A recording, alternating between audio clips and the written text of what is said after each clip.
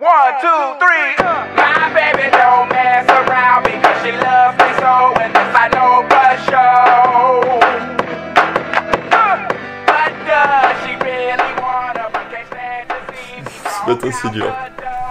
Bonjour à tous et bienvenue dans cet épisode. Aujourd'hui ça va être une journée pas mal de boulot. On est un peu en fait en retard dans le sens où une fois qu'on envoie l'application Apple, ils vont mettre 2-3 jours et on aimerait quand même qu'elle sorte mardi matin, c'est sympa. Vous avez fait la page de vente d'ailleurs pour l'app La page de vente? en elle-même? Ouais, la description, ouais. Je prépare en fait les images de présentation. C'est très important, c'est comme une devanture de magasin en gros. Et c'est la première fois en fait que le consommateur va découvrir notre app, alors il faut que ça soit assez un peu flashy, il faut que ça attire l'œil.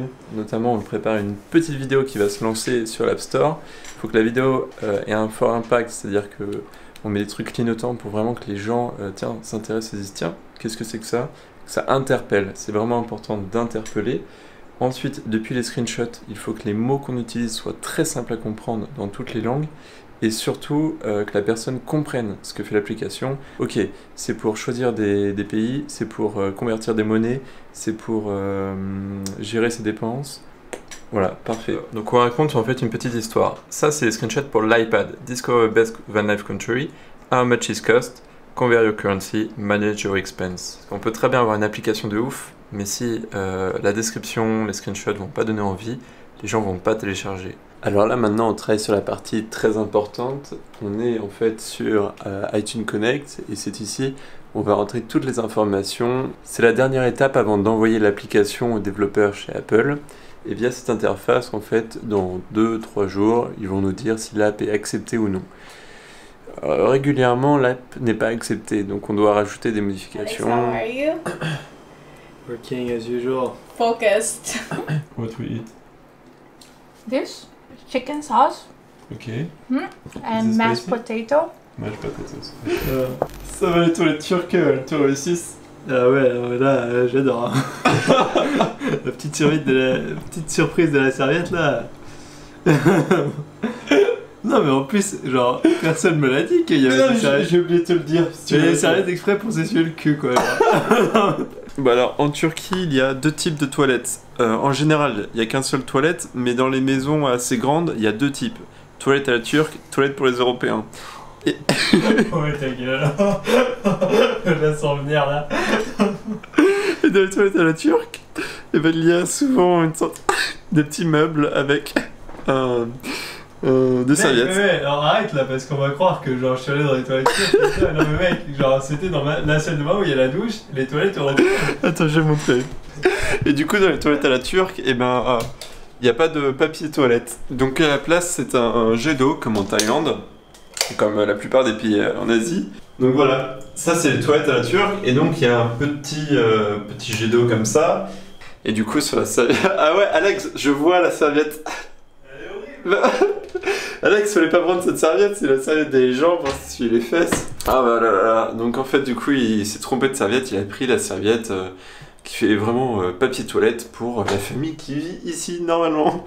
Et sinon, il y a bien des toilettes européennes aussi. En fait, les toilettes à la turque, quand même, c'est depuis le Myanmar, l'Inde, le Népal, le Pakistan, bah après les pays musulmans. Et voilà, du coup... La vidéo de la licorne pour montrer le Ah oui, comment. alors les toilettes à la turque, en fait, c'est quand même bon pour notre intestin. J'aime les licornes. J'ai oublié ce truc avec ce carré-là. Non. C'est quoi déjà? J'aime les licornes et leurs jeunes licornes. Elles ont un pelage semblable au nuage. Je t'imagine courir un peu dans la prairie. Mais mec, c'est des licornes qui... Avec un petit collant, tu sais, marron. Il est 2h14 du mat. Et le courageux Alex est toujours debout en train de débugger son code. Ça fait quoi, 3 jours qu'on enchaîne là Ouais, 3 au jours. milieu de la nuit. On n'a pas vraiment le droit à l'erreur du fait qu'on va envoyer l'application sûrement demain. Et après, ben, on vous la propose et Alex va partir aux États-Unis. Moi, je vais partir avec Bi vers Istanbul. Donc on ne pourra plus ajouter des modifications directement avant un certain temps. D'un côté, on a envie de lancer l'app sur la store et se dire ok, c'est bon, on a fini, on a réussi. Mais de l'autre côté, si on envoie l'application, on ne pourra plus la corriger. Si on a des fautes, des bugs, donc là, Bi, elle liste tout et surtout les fautes d'orthographe. Mais c'est pas évident parce que quand vous bossez tellement, que vous êtes vraiment focus sur un projet, et ben on en perd très vite le fil et on voit plus nos propres erreurs parce qu'on a tellement l'habitude. En fait, notre cerveau, il reconnaît directement l'interface. Et inconsciemment, on ne fait pas attention et c'est ça le risque des apps, surtout quand on crée ça en moins de 6 jours. Ça va être à mon tour d'essayer de vendre l'application, du moins de la partager, de la marketer. Et c'est une partie qui me fait souvent peur parce que ce n'est pas simple de partager un projet comme celui-ci. Alors pour vendre une application ou un produit, je pense que le plus important, c'est d'avoir confiance en soi. J'étais étonné, la semaine dernière, on a fait un stage de parapente avec Alex et Bi, et c'était un peu compliqué dans le sens où Bébert, comment il s'appelait le gars? Mehmet, très sympa avec sa femme et tout, mais c'était pas strict. Et moi j'aime bien quand j'apprends quelque chose que ça soit un peu rigoureux. Et là le parapente, c'était n'importe quoi, genre on a fait se cracher plusieurs fois et tout ça, parce qu'il nous manquait peut-être des toutes petites bases, comme par exemple la direction du vent, connaître 2-3 trucs sur la voile. Pourquoi on n'a pas eu d'accident? C'est parce qu'on avait confiance en soi. Et le moment où on s'est lancé avec la voile, eh ben on pensait surtout à notre sécurité et directement à essayer de manœuvrer le plus possible et le mieux possible. C'est marrant de parler de confiance en soi parce que c'est quelque chose qui est arrivé très tardivement chez moi, vers l'âge de 15 ans, parce qu'au début, lors de mon adolescence, je pense que c'était vraiment dur. Le fait de grandir aussi dans un environnement pas très stable, celui du collège, je le trouve très très malsain. Qui a vraiment aimé son année au collège? Je pense qu'on est très peu. Et dès que je suis arrivé au lycée, j'avais envie de nouveau et j'ai commencé ma première activité entrepreneuriale qui était le service de réparation de téléphone, d'iPad. J'ai donc plus tard créé mon entreprise, Just One iPhone. Et ensemble, nous avons agrandi notre clientèle. Ensuite, après le bac, j'ai fait une seule année d'études parce que j'ai pris une voie vraiment différente après. Mais j'ai appris quelque chose très important lors d'un stage, qu'on pouvait être capable de vendre tout et n'importe quoi. Et j'ai commencé mon premier stage dans une grande entreprise américaine qui, à l'époque, produisait des lunettes. C'était à San Francisco, c'est là-bas que j'ai rencontré Alex. Si ça vous intéresse, je pourrais faire une vidéo avec lui, comment on s'est rencontrés, parce que c'est assez drôle. Et mon boulot était un peu particulier. Je devais tester ces lunettes-là dans des centres commerciaux pour que les lunettes puissent détecter directement les prix, certaines informations sur le consommateur et sur la fiche du produit. Alors pourquoi les Google Glass ne sont jamais vendus? Je ne sais pas, parce que je pense que la technologie était trop avancée à cette époque. C'était aux alentours de 2014. Et je me suis dit, mince, c'est dommage, parce que le produit, il est génial.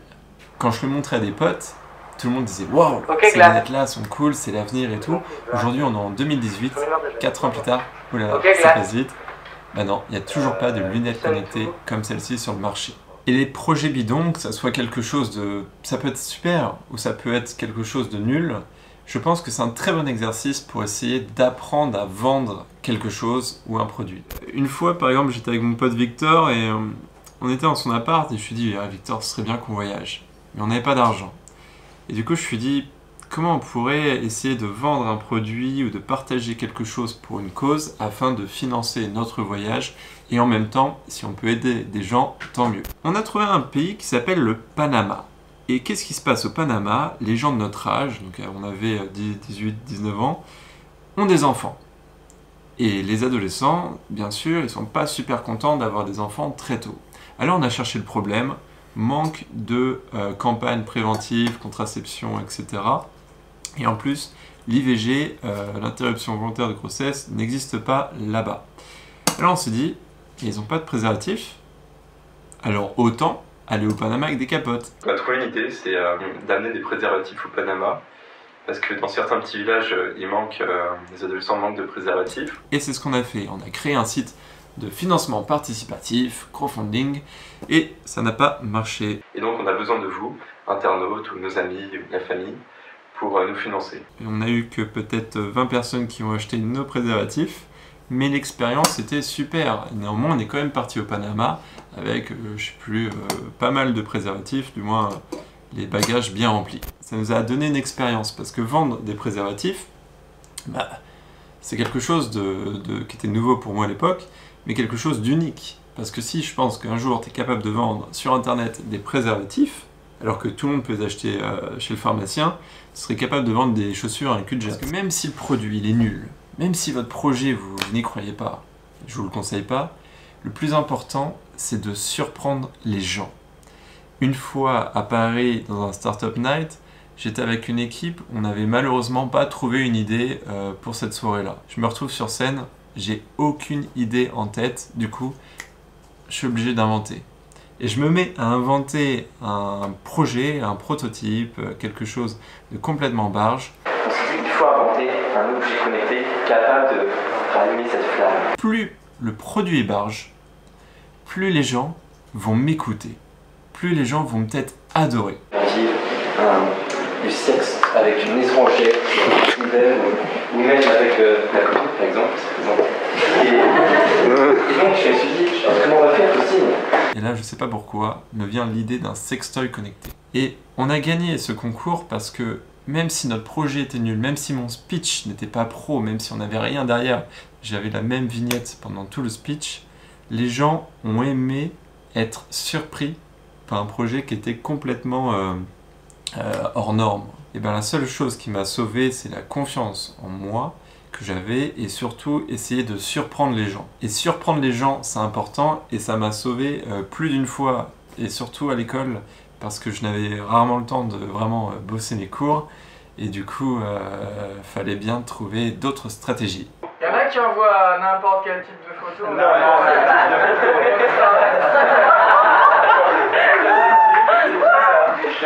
Non mais truc, t'es mort.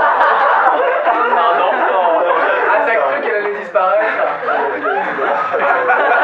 Ça aurait pu être pire. Franchement, ça aurait pu être pire. Alors du coup, c'était beaucoup d'improvisation. Mais est-ce que l'improvisation c'est mal? Non. Si vous savez vendre votre produit, si vous savez exposer votre thèse ou je sais pas quoi, c'est bon, le tour est joué. Et là, je vais me coucher. Ok, la vidéo est... Ok, parfait, parfait. Nickel. Allez, à demain. Ciao. Eh, eh, eh,